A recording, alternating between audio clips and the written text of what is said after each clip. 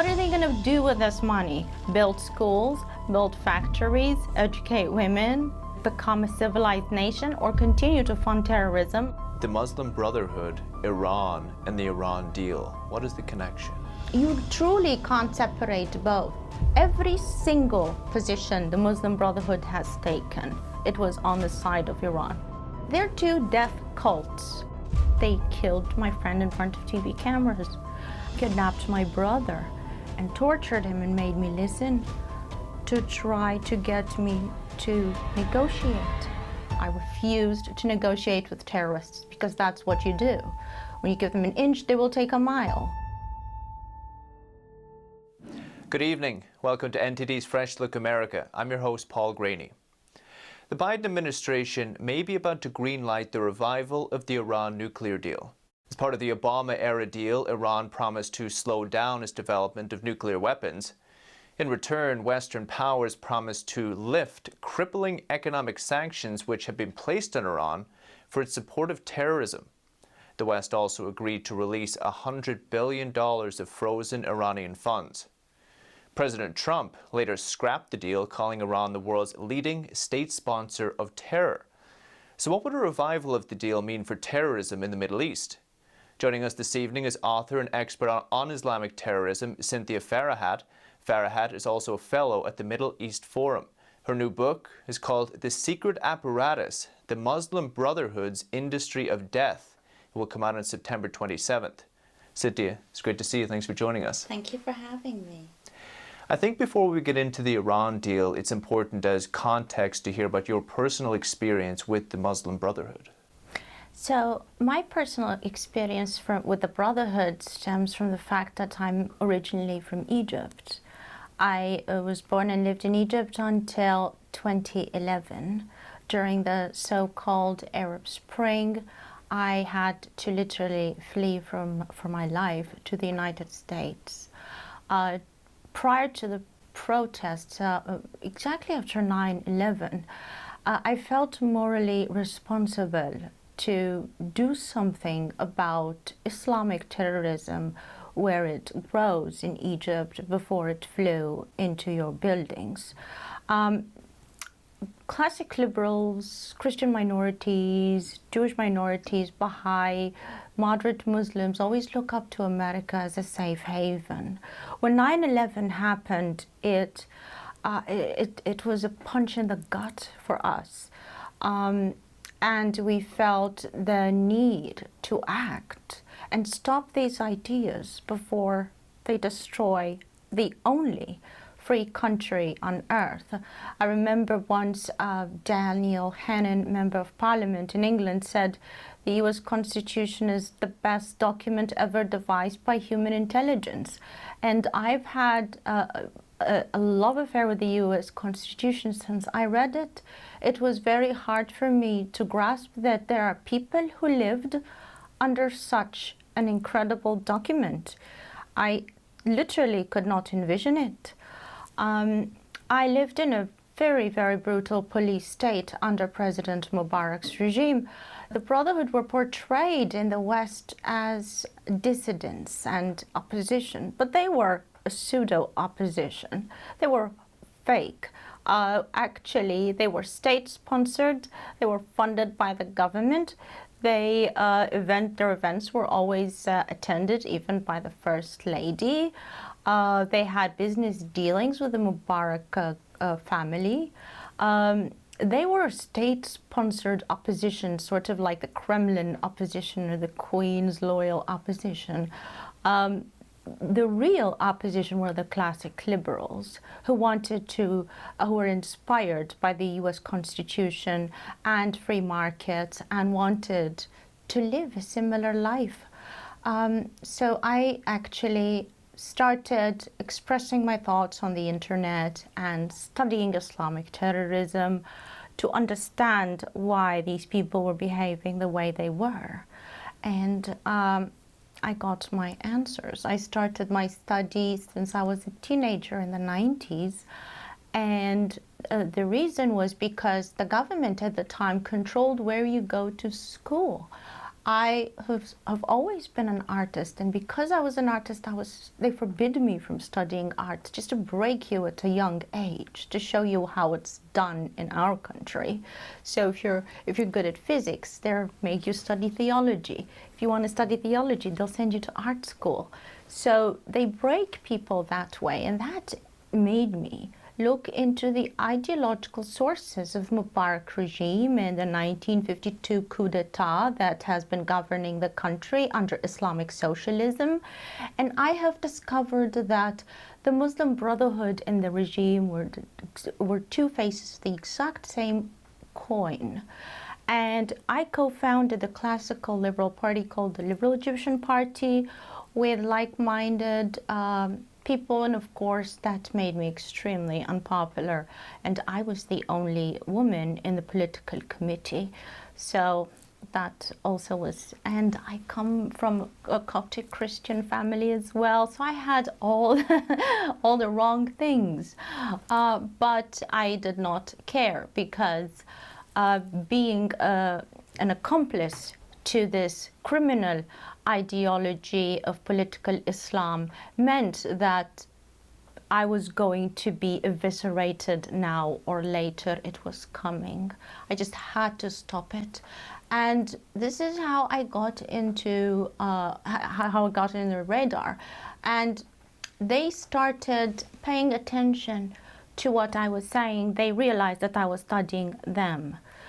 Because from my discourse, because everything I said was recorded, all our meetings were attended by Egyptian state security and members of the Muslim Brotherhood. By force, the government forced us to have them at our meetings where they were recording it. So they identified that I was in deep study. The first thing I did was to be able to identify who is the most important theologian for Islamic terrorism, modern theologian, and I had to go through his same path of study to be able to get into his mind and maybe be able to predict their behavior. And that man was the blind sheikh, Omar Abdurrahman. He died in U.S. Federal prison in 2007. He was responsible for the World Trade Center bombings in the 90s, and he is the ideological head of Al-Jama'ah Al-Islamiyya terrorist group, which is a Muslim Brotherhood offshoot. He was one of the reasons why bin Laden said he perpetrated 9/11, was because Omar Abdurrahman was his spiritual leader and he was in U.S. custody. So in 2006, I was at a very lovely intellectual event where people were discussing ideas, and a member of the Muslim Brotherhood and member of parliament at the time, Subhi Saleh, came up to me and said, "Oh, we respect you, but the first chance we get, we will kill you." I told him, well, do it, because I will make sure that I continue to fight you from beyond the grave. And that is the first promise to why I wrote this book, is because I want to make sure that they are exposed and all their secrets are out. That was the first promise. The second promise was made in October 9th, 2011, when the Brotherhood was planning to assassinate me during a protest for religious freedom. And I was supposed to go with a friend of mine. I got a fever that day, which prohibited me from going, and my friend was murdered brutally, and I got a call from the Muslim Brotherhood and said, "We missed you, but we're going to get you, it's over." And this time I believed them. I was getting 10 to 50 death threats a day, but this time I believed them because they killed my friend in front of TV cameras. And it was so brazen, and America was supporting them under President Obama's administration. So they had the green light to eviscerate Coptic Christians and moderate Muslims, and I knew it was serious. And even prior to that, Islamist Mubarak's regime kidnapped my brother and tortured him and made me listen to try to get me to negotiate. And that explains why I'm against the Iran deal. Because while I was hearing my brother scream while they were breaking his bones, I said no to the negotiation, because if I had said yes, they would have killed him. And an hour later, he came home, because I refused to negotiate with terrorists, because that's what you do. When you give them an inch, they will take a mile. If they have felt that fear, if they have felt that I was not going to stand my ground, things would have been very ugly. They would possibly come to my house and annihilated my whole family. So, of course, after the assassination attempt did not work out on October 9th, 2011, 3 weeks later, took a plane, came to America, didn't even know where I was going to spend the night. I just literally just came to America for the first time. And I was, of course, traumatized, and it wasn't easy, and the death threats continued. But the death threats continued in a very nasty manner, where they started to threaten that they were going to kill Coptic Christians and random civilians if I don't stop my work in America against the Muslim Brotherhood, which is basically exposing them. So the Muslim Brotherhood is a terrorist organization. It is the incubator of almost all Sunni terror groups. I tried to find a Sunni terrorist group that was not affiliated with them, and I could not find one. So they are the hub for these groups, and they operate under ostensibly different banners like Al-Qaeda and ISIS and Jamaat al-Tawheed wal-Jihad or Nusra Front. They operate, but they're all operatives in the Muslim Brotherhood. And that is the problem that we have with the Muslim Brotherhood. That is the problem that we have with Iran. That is who are, by the way, allies, and have always been and always will be. Some politicians that I've spoken to in the US and in Israel said, oh, maybe we could ally with the Muslim Brotherhood because they are Sunnis against their Shia counterparts, because we're banking on the historic rival between the two groups.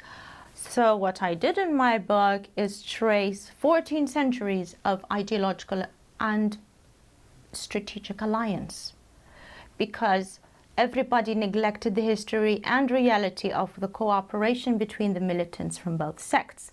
Any rational person wants peace between Sunnis and Shias, but what they are trying to do is not peace. It's uniting the jihadists from both fronts against the common enemies, which is Western civilization that is embodied in America and Israel.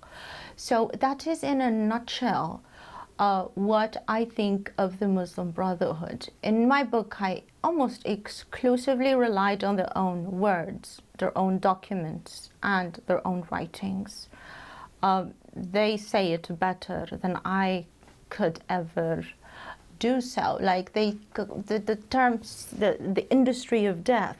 That is what they call their own operation. That's not hyperbolic description on my part. These are the exact words they use to describe what they are planning for you and for me and for everyone else who is not in their camp, including every single Muslim who is not a member of their group.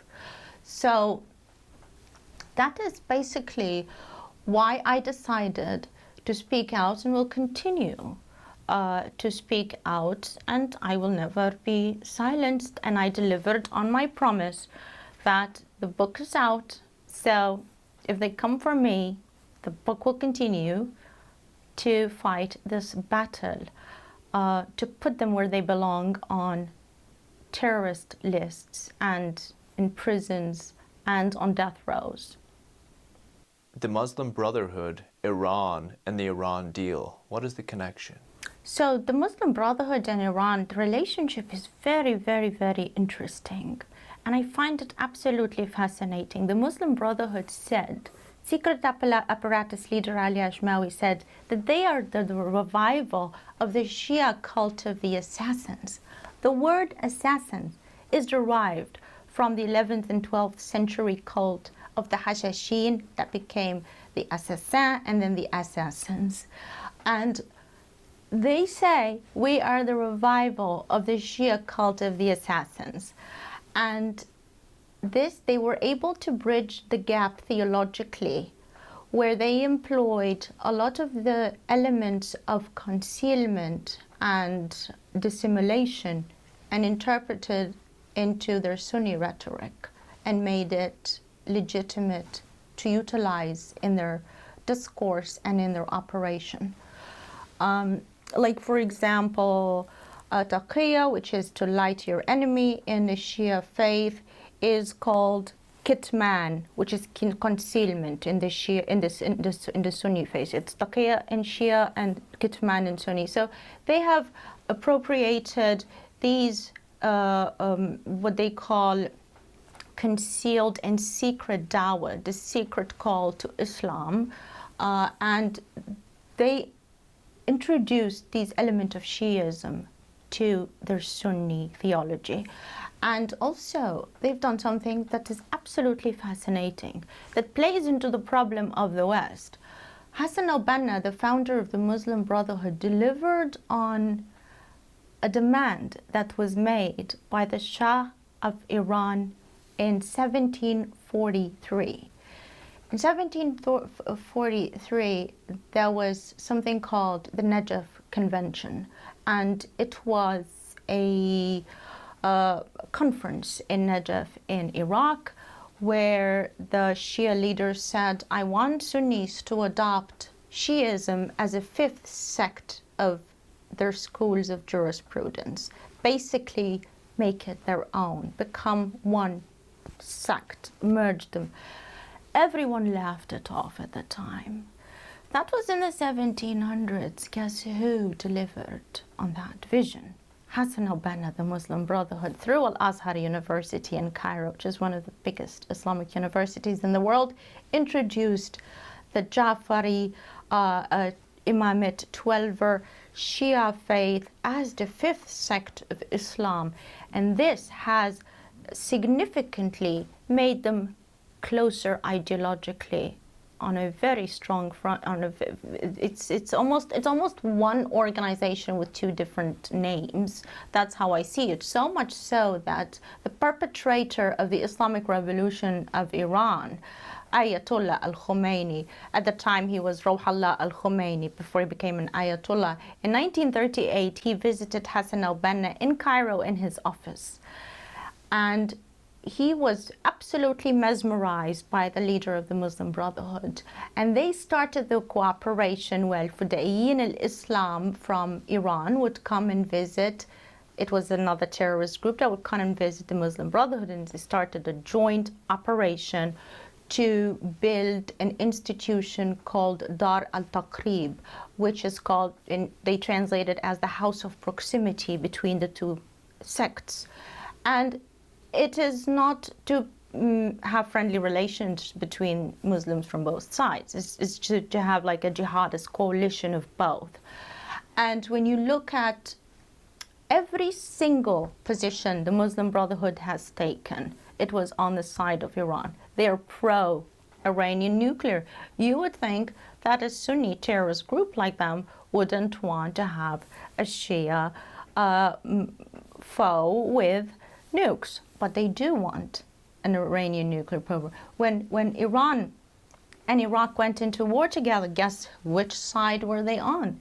You would think that the Muslim Brotherhood would be on the side of Saddam Hussein, the Sunni brother of theirs, but no, they were consistently on the side of the mullahs in Iran, because they view the Islamic Revolution as their the embodiment of their dream. And that's why when Ayatollah Khomeini in 1979 perpetrated the so-called revolution, he called himself the supreme leader. He borrowed the same title of Hassan al-Banna. Currently, the Iranian Revolutionary Guards study the writings of the Muslim Brotherhood. The Muslim Brotherhood study the works of Ayatollah Khomeini and currently the Supreme Leader Ali al-Khamenei. Ali al-Khamenei, the current Supreme Leader of Iran, personally translated two of Sayyid Qutb's, the Muslim Brotherhood terror theologian, from Arabic to Persian. So you truly can't separate both. That's why I go crazy when someone tells me, oh, we're going to be able to, we are legitimizing the Muslim Brotherhood because they will help us in the war against Iran. It's just, that makes me want to scream. Because they are neglecting hundreds, if not actually 1400 years of coalition between militants from both sides to do their dictatorship maintenance escapades and take basically all of the peoples in the Middle East hostages under these tyrannical entities. So that's the problem. How did the original Iran nuclear deal help the Muslim Brotherhood? Oh, it helps them tremendously because when you have, so they like to play in front of the West that, oh, we are not on the same side, oh, we are afraid of Iran. They like to say that. They lie because in Arabic they say the opposite. And I prove this from their own words. I just translated it in my book. So they are lying, but what it does is the Qatari regime, which is another state sponsor of terrorism, although it's not officially designated as such, will come and say, oh, so now Iran has a nuclear weapon. We should have one too to protect ourselves. We're fighting for 14 centuries. We need to get our nukes as well. And then every country in the Middle East will start to have, will start to have its own nuclear program. And then you give it to people like the Muslim Brotherhood and Iran. They also, in their eschatology, which is the study of the end of times in both their cults, they believe that it is their personal role to instigate the end of times. Ali Khamenei, the current supreme leader, said it in July 2011, that they need to prepare the grounds for the return of the Redeemer of Islam, Al-Mahdi, which is the Shia Messiah, so that he could annihilate all of infidels and have an international Islamic state, and then the sun rises from the west, and then the end of times and judgment day comes. That's literally what these guys are saying, and that's what they believe. They're not just, it's not talking points. They're not regurgitating it to anybody. Their own people despise them, are terrified of them. So they're doing it because they generally do believe that this is their mission. And the Muslim Brotherhood has the exact same version with very, very minor differences. But they also believe that it is their role to instigate the end of times and sacrifice all of even the Muslims, kill all Muslims, and pay their blood as what they call the blood tax, so that God would forgive them for giving up on Sharia law and will bring about Judgment Day, and all of their sins will be forgotten, basically. So they're two death cults, and they both want nuclear weapons. The Qatari regime is a Muslim Brotherhood affiliated regime. I actually prove that they are card-carrying members of the Muslim Brotherhood from very reputable sources that are allied with them. The Qatari regime admitted that they're sponsoring terrorism, so brazen about it. Everybody sponsors terrorism. We're also doing it. It's so open, what they say in Arabic. So having an Iran and a nuclear bomb in Iran encourages other Islamist governments to do it too. Does this deal not prevent Iran from getting these nuclear weapons? No, it actually ensures it. It absolutely ensures it. What would a pyromaniac do when you give them a box of matches and gasoline? When you remove all of the sanctions, give them billions of dollars, if not, it's supposed to be what, like $1 trillion by 2030? The Biden regime wants to do that. What are they going to do with this money? Build schools, build factories, educate women, build, like become a civilized nation, or continue to fund terrorism like they have been since 1979, and continue to spread death and mayhem and destruction around the globe. It only facilitates it. It fastens the process. That's what it does. It gives them legitimacy to act unapologetically. And they're so brazen, they don't even admit that they're going to sign. They're not going to sign it. Their own constitution in 3 different articles prohibit that they have any deals with non-Muslim entities where they would have any form of oversight over their resources or political agenda. So unless the mullahs have staged a coup against their own country where they overthrew the rule, they overthrew the constitution, and they overthrew the parliament, and they've never changed their discourse. Ayatollah Khomeini said, Taqiyya is my religion and the religion of my forefather. Dissimulation is my religion and the religion of my forefathers. He says that lying is his religion. So I don't know. I don't think that anyone believes it. Not even the people who are propagating it believe it. I truly doubt that they do, that they would be laboring under such naivete. I truly do not believe that they think that's going to happen. What I think, and that's just analysis, I think that they know that communists cannot exist under peace. They need to regurgitate old grievances of colonialism, of racism, and all these issues to justify their existence and to justify their overreach and their total disdain for the US Constitution and the rule of law. And that's why I think they're doing it. And I don't think, I can't imagine that someone would be naive to think that this would happen. So you're saying that there are potentially people in America who want chaos like Iran getting a nuclear weapon? Yes, never let a crisis go to waste.